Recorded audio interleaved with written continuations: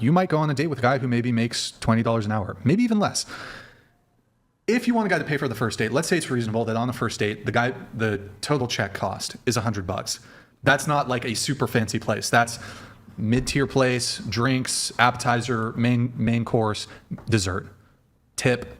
A guy's paying $100 on the first date. Half of that he's paying for you. We're not going to count his half that he's paying for himself. If a guy's going to spend $50 for you, 100 total, but 50 for you, and he makes $20 an hour, you're asking him to work 2.5 hours to take you on the date. And let's say he works a physically demanding job. Yeah. Let's say he's a laborer. Let's say he's digging ditches. Let's say he's moving. He's a mover, and he moves heavy objects, whatever it is. Makes $20 an hour. You guys are asking a guy to take you on a date. 2.5 hours of work.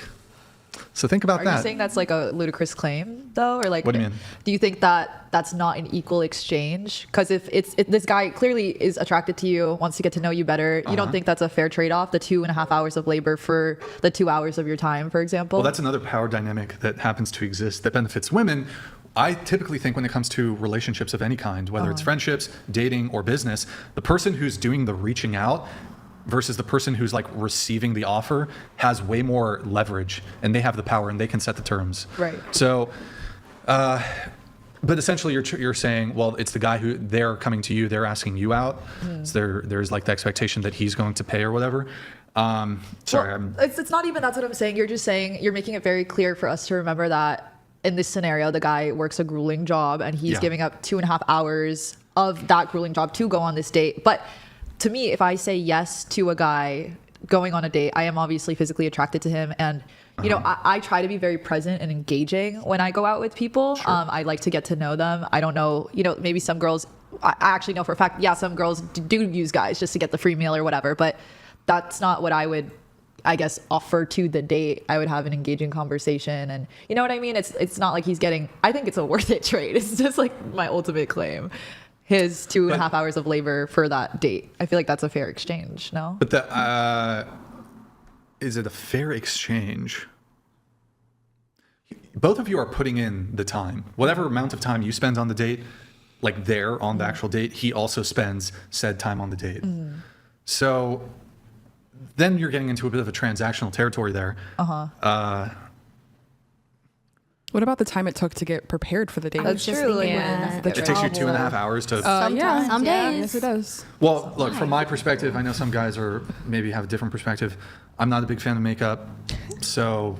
it doesn't always have to necessarily be makeup. Okay, fine. You got to shave your legs. You're going to do your hair. You're going to do your hair. Does that really take 2.5 hours? Sometimes. Like, if I go on a first date with a girl and I give her a no makeup pass, I say, you don't have to wear makeup on this date. You can do the other shit that you do to get ready. Is that how? Sometimes finding the outfit, doing the hair, taking the shower. I give you an outfit pass too. Wear some sweatpants and a hoodie. Then where are we going? Or t-shirt. Yeah, then where are we going? But he's just doing want to be that. Right, what are you wearing? I'm like, this is not. Okay, that's not. So to consider, like, the point of dating, like the idea of dating is what? You want to have some time to get to know this person. Why? Just for the hell of it? No. I would assume if you're going out with, I don't really like go through my DMs and say yes to every guy who asks me on a date. It's more, we had a physical interaction and I enjoyed our conversation. I thought you were cute and I would like to get to know you better. Maybe we have similar hobbies, similar passions. But then what? What do you mean? But say like you have similar hobbies, similar passions. You guys are like cut out for one another, and then what? Like what happens after that? Well, like, I do date intentionally. I have my fun. I've made that clear. You know, as in Italy, whatever. I have my fun, but when I choose to be in a relationship with someone, it's because I see a future with them, and you know, I could see us. Yeah, I'm thinking way down the line, but yeah, I could maybe see us getting married, maybe having kids if you know things keep going according to plan and we continue vibing with each other and we're compatible. So. I don't know. Yeah, we would just keep going out. I don't have a particular timeline. I think that it's different in every relationship that you're in. Do you think that the guy who really wants to be with you gives a shit about your outfit or like? Well, I'll be honest. Like, and lots of people have different opinions on this, but I'm a very look good, feel good, do good type of person. So when I'm done up, like I'm wearing a cute outfit, I have my makeup on, I feel good about myself, and I feel like it sets me off on the right tone to take on my day. So it's honestly not even really about them. I do it for me, but at the same time, I'm not going to say, oh, I don't care what they think. Obviously, like I want them to think I look good and whatever, but it's deeper. So than just that. to bring It's it not back to the just bow for though, them. because that's where this conversation stemmed from, is the reason I was bringing up, okay, men, if you want a guy to pay for the first date, the entailment of that is he's going to have to work X amount of hours in order to be able to afford the date. That kind of seems like a bigger, well, it's not that it just seems, it is a bigger ask than a woman bowing. Okay. So you guys place this much bigger ask, but then you scoff at this idea of doing a completely effortless bow. Like imagine here, let me try to do a role reversal here. Imagine if it was the case, and look, I realize some people go 50-50, but I think generally speaking, even women who are like more, like she claims to be 50-50 or whatever, but like you can still as a woman go into a date and there will still be guys who will pay for your meal. And like, even if you, despite your own wants of 50-50. I have a question. Just one sec, but I'll get to it. So my question is, if there was a reversal and I, as the guy, said, in order for you to go on a date with me, you need to pay for the date. You need to work, however much time it takes you to earn Bless you. $50. Yeah. You need to work that much before you go on a date with me. Yeah, well, I think you're kind of just calling attention to the gender roles that this society has kind of enforced our whole life, which is men being the provider and protector. So But what do men get? So that leads to kind of the bigger picture here is they get to go on a date with an attractive girl. What duties do women have to men? What do men get out of them being traditional? Like, what do we get out of that? Well, I feel that your question is more focused on long-term relationships because you are focused more on the traditional things such as caretaking and housekeeping that maybe aren't going to happen on your first date unless you invite the girl over to go do your laundry and clean your underwear. Or bowing, for example. I think you're trying to equate these two things that are different because let's say you're kind of hyper focusing on how men have to put this monetary and financial value down to go on a date with a woman, and all a woman has to do is bow.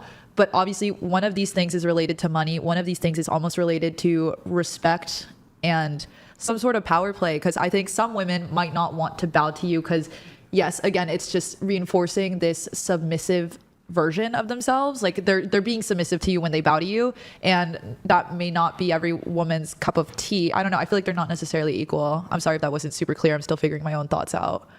Not equal. Like the bow is not worse, but it's I feel like you're more? trying to equate money with the bowing, and the bowing I think is more nuanced than something as simple as 2 hours of labor. Yeah, I don't think that that's simple necessarily. What it is, in the grand scheme of things, it's simple, but it's far less simple than a woman simply doing a bow. Right. It's super easy. It doesn't cost you anything. Anybody Yeah. can do it. Okay, I see where you're coming from. I think that in society, men paying for dates is more common than women bowing to Yes, men. I agree. So I think for that reason, Right. So I think you're stuck on don't the know. cultural I am. I'm trying to wrap my head oddness around of it. Yeah. If there was some other thing though that is more of a cultural norm, Right. but does manifest itself through female submissiveness, Yeah. what would that be? I'm trying to think of an example. Do you ladies have any How about this? examples? Make a sandwich. How about this? This may not occur on the first date, but Like making you food, maybe? yeah, so it's maybe the first time she's coming over to the house ever, whether that's the second date, third date, Yeah. further down, whatever it is. And I ask her, well, I'd hope she just took it upon herself to do this. I mean, it could be the laundry. Women should just walk into the laundry room. I'm telling you, ladies, I know you're going to fucking hate this. I know the feminist mind virus has plagued you. The first time you go to a dude's house, don't rush to his bedroom. Rush to his laundry room. You don't think some men would find that odd? I They think would I find would find it- it odd, they and I would am a find it woman, odd so what do I in the know? sen- But They would find it odd in the sense that they've never had that experience, and it would be kind of perhaps could be deemed quirky. But how could it? I don't think most men are going to view it as a negative. If you were like, Oh, hey, oh, nice place. Give me the. Where's your laundry room? Do you have any laundry I Yeah, can can do? I do a load for you really quick? Yeah, perfect. Is that a green Instead of flag? taking a load, That's a good do that a is a green load flag. I would of say that's a green laundry. flag. Instead of taking a load, Interesting. do a load of laundry. I 'Cause think- look, a lot of girls are willing to take a load. True. Not as many women are willing to do a Yeah. load Put that on a shirt. of laundry. Patent that. Patent that. Quick. Really quick, I think, look, you got to, especially if you're dealing with a guy who has a lot of options, you got to set yourself apart because pussy, a guy who's attractive like that, that's not going to make you stand out. Like that, you got to bring more to the table than just sex. Yeah. And so, how are A you going big to do that? labia won't do it for you. What if Big you have like labia- the fattest labia you've ever seen, but she's not going to Guinness- do your laundry? Guinness World, it has to be. Guinness she would World have to- Record breaking. Like the fucking Sure. TMZ won't leave her alone. Sure. Okay. If she has a Guinness World Record labia, the bow won't be a deal breaker in that circumstance. Okay.